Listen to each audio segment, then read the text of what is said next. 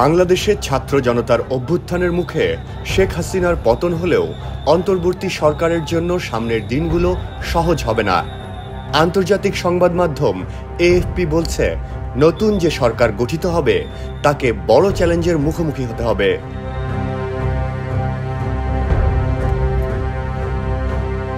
আড়াইশোটিরও বেশি design option নিয়ে Walton smart fridge, বোঝে আপনার প্রয়োজন। নতুন অন্তর্বর্তী সরকারকে মূলত 5টি চ্যালেঞ্জ মোকাবেলা করতে হবে।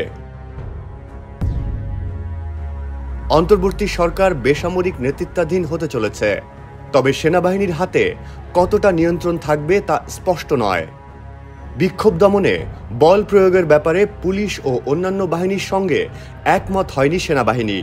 প্রধানমন্ত্রীর প্রতি সেনাবাহিনীর আনুগত্যের অবসান শেখ হাসিনার পতন ঘটায়। ওয়াশিংটন ভিত্তিক উইলসন সেন্টারের দক্ষিণ এশিয়া ইনস্টিটিউটের পরিচালক মাইকেল কুগেলম্যান বলেন, বাংলাদেশে অন্তর্বর্তী সরকারের মেয়াদ দীর্ঘায়িত হলে সেটি সামরিক বাহিনীর নিয়ন্ত্রণকে পাকাপোক্ত করতে পারে বলে বাংলাদেশে অনেকে আশঙ্কা করেন।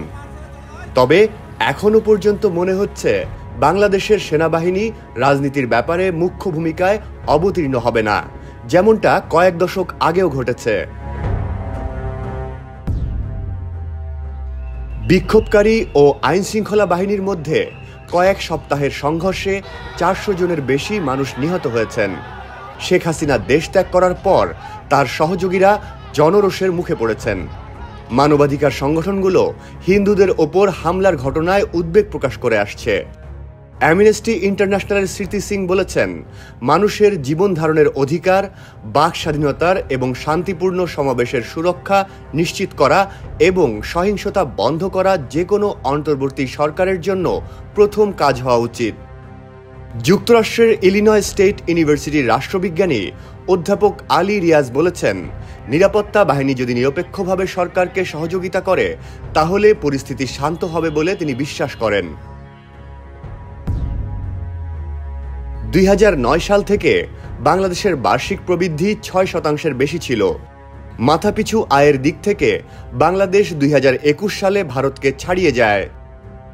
কিন্তু অর্থনীতির প্রবৃদ্ধির সুফল বাংলাদেশে সবাই পায়নি। 2022 সালের সরকারি হিসাব বলছে, 15 থেকে 24 বছর বয়সী 1,80,00,000-এর বেশি বাংলাদেশি কর্মহীন ছিল। সাম্প্রতিক অস্থিরতা গার্মেন্টস শিল্পকেও নাড়া দিয়েছে। সহিংসতার মুখে গার্মেন্টস কারখানাগুলো বন্ধ রাখতে হয়েছে। বাংলাদেশে $55 বিলিয়ন রপ্তানি আয়ের মধ্যে 85% আসে এই খাতের প্রায় 3,500 কারখানা থেকে। যুক্তরাষ্ট্রের পোশাক প্রস্তুতকারক হুলা গ্লোবাল জানিয়েছে, তারা ইতোমধ্যে তাদের কিছু উৎপাদন সরিয়ে নিয়েছে। কোম্পানির প্রধান করণ বোস বলেন, আমরা বছরের বাকি সময়ে বাংলাদেশে যাওয়া সব নতুন অর্ডার বন্ধ করে দিয়েছি। গত জানুয়ারি মাসে শেখ হাসিনার আওয়ামী লীগ যে নির্বাচনে জয়লাভ করে, সেই নির্বাচনে বিশ্বাসযোগ্য কোনো বিরোধী দল ছিল না। ইন্টারন্যাশনাল ক্রাইসিস গ্রুপের বিশ্লেষক থমাস কিন বলেছেন, বিক্ষোভ আন্দোলন ব্যাপক সমর্থন পাওয়ার কারণের একটি অংশ হল দেশটিতে 15 বছরের প্রতিযোগিতামূলক নির্বাচন অনুষ্ঠিত হয়নি। অন্তর্বর্তী সরকারকে বাংলাদেশে গণতন্ত্র পুনর্গঠনের দীর্ঘ কাজ শুরু করতে হবে। সাম্প্রতিক বছরগুলোতে যেই পথ থেকে সরে গিয়েছিল বাংলাদেশ, অন্তর্বর্তী সরকার এখনও গঠিত না হওয়ায় এটি কতদিন ক্ষমতায় থাকতে পারে, কখন নির্বাচন হতে পারে এবং কারা প্রতিযোগিতা করতে পারে তা এখনও নিশ্চিত নয়। বাংলাদেশে সেনাবাহিনী ও পুলিশকেই জনগণের নিরাপত্তা নিশ্চিত করতে হবে, যারা কিনা আন্দোলন দমনে ব্যর্থ হয়েছে। শেখ হাসিনার পতনের পর থেকে পুলিশ প্রধান এবং একজন উচ্চপদস্থ সেনা কর্মকর্তাকে বরখাস্ত করা হয়েছে।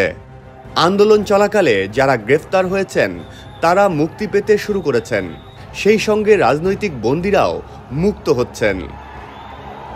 বাংলাদেশে জাতিসংঘের আবাসিক সমন্বয়কারী গোয়েন লুইস বলেন, আশা করি এই নতুন অন্তর্বর্তীকালীন সরকার নতুন করে কাজ শুরু করবে এবং একটি নতুন ব্যবস্থা ফিরবে, যেটি বিশ্বাসের উপর নির্মিত হবে এবং জনগণকে জবাবদিহি করতে বাধ্য থাকবে।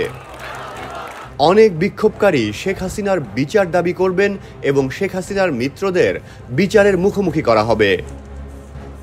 ক্রাইসিস গ্রুপের কিন জানান, নতুন প্রশাসনের সাম্প্রতিক সময়ে যে মর্মান্তিক ঘটনা ঘটেছে সেগুলোর বিশ্বাসযোগ্য তদন্ত করা উচিত।